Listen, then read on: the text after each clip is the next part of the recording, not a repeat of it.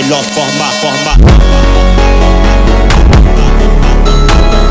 Ngayong araw nga, ito na nga yung part 4 ng pagbuo natin ng sporty na 4 valves na yan. Ang gagawin ko nga ngayon ay magbabypass nga ako ng daanan ng langis. Dahil nga sa laki nga nung block natin ay tinamaan na nga yung daanan ng langis dyan at hindi na natin magagamit. Kaya gagawa na ako ngayon ng panibago at malagyan ko rin to ng oil cooler. Nga pala yung dati niyang daanan ng langis, wala na nga yan. Hininangan na lang ulit namin yan para hindi dumaan yung langis dyan, pero barado na yan. Nga magbabypass ako ng langis, kailangan ko ng fittings para dun sa may baba ng makina dahil yung butas nga pala na yon may nakalagay nga na takip doon, tatanggalin mo lang. Bali ito na nga yung gagawin kong fittings dahil sa sobrang tagal nga na paghahanap ko ng fittings ay ito lang naman pala ang kakasya. Bakal nga na to ay nanggaling to sa may throttle ng Mio Sporty. Queen ko dyan ay gagawan ko na lang siya ng washer. Washer nga na gagawin natin ay aluminum para nga madali lang siyang mayupi kapag hinigpitan doon para talagang hindi tumagas yung langis niyan. Gawa nga ng washer na yan ay kailangan mong ipitin yan sa dalawang nut. Talagang didiskartehan mo lang yan kung paano mo magawa yung washer na yon kasi nga sobrang liit niyan at talagang napulot ko lang yung aluminum na yan dito kaya binilog-bilog ko na lang. Tapos yan ay susukatin mo na lang din para makuha mo yung kailangan mo sukat doon dahil nakalimutan ko na kung anong sukat noon, basta diniskartehan ko lang kung paano yan may kabit.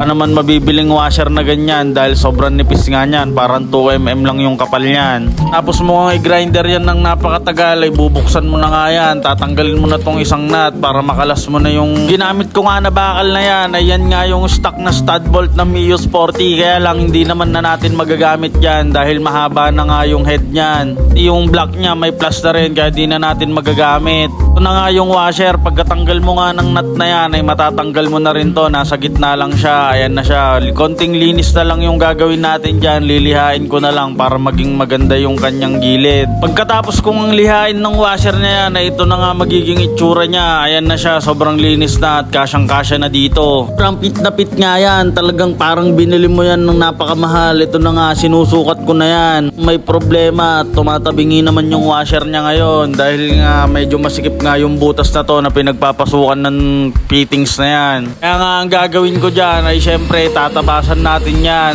Hindi tayo titigil hanggat di natatabas lahat yan. Dadahan-dahanin mo nga lang yan tabasin. Kasi nga baka masira mo at mabutas yung crankshell, may hirapan tayo lalo nyan. Pat sa pagpoport ng ganyan ay hindi ka dapat humihinga. Huwag kang huminga ng 5 minuto para hindi to mabingi yung kamay mo. Ito sinisipat-sipat ko na nga yan at sinukat ko na ulit kung pwede na talaga. Kasi baka pag pinersa natin yan ay mabasag o kaya ma-lost thread. Pero pagtingin ko ayos naman na siya, wala naman ng problema. Talagang swak na yung pasok niyan. Talagang okay na. Sunod ko na lang nagagawin dito ay dahil nga baliko yung fittings na yan ay ang gagawin ko, dediretsuin natin yan. Kaya lang di naman natin madediretso yan ng kamay lang. Kaya ang gagawin natin, iinitan natin para lumambot yung bakal. Pag lumambot na yung bakal niyan ay hawakan mo para mapaso yung kamay mo. Siya, iinitan mo lang ng iinitan yan para lumambot at dadaan-dahanin mo. Hindi mo pwedeng biglain yan. Baka masobrahan naman at maputol, uulitin mo na naman lahat ng proseso mula simula. Hindi naman nga mahirap diretsuhin yan dahil makikita mo naman sa mukha ko, tignan mo, hindi pa yan nakangiwi. Pag nakangiwi na yan, talagang hirap na sa buhay yan, pero okay pa naman. Kaya dadahan-dahanin mo lang dapat yan at iinitan mo ng iinitan hanggang magbaga nga yan. Sunod ko nga nagagawin ay susubukan ko ang padikitan nitong talim, baka sakaling dumiretso at hindi ko naliko-likuin dahil nga medyo mahirap na nga ito diretso at kukunti na lang din naman yung liko niya. Pag testing ko nga ay parang ayaw naman, hindi naman dumidiretso yung dulo niya, kaya napagdesisyonan ko nga itigil na yung ginagawa ko para tulin ko na lang yung nasa dulo niyan. Sobrang haba nga rin naman talaga niyan na hindi ko rin magagamit lahat. Ay itsura niya, nilinis ko nga lang at grinder ko lang to para may sabitan yung hose. Yung butas niya naman sa loob ay may dumi pa. Nga yung balot ng wire na panghila doon sa may throttle kaya meron pa yung dumi sa loob. Ito na nga, susukatin na natin kung saktong-sakto na talaga. Kabit na rin dyan yung washer na ginawa ko kanina, yung DIY na washer. Ito na nga, pagsalpak nga natin ay taman-tama na yan.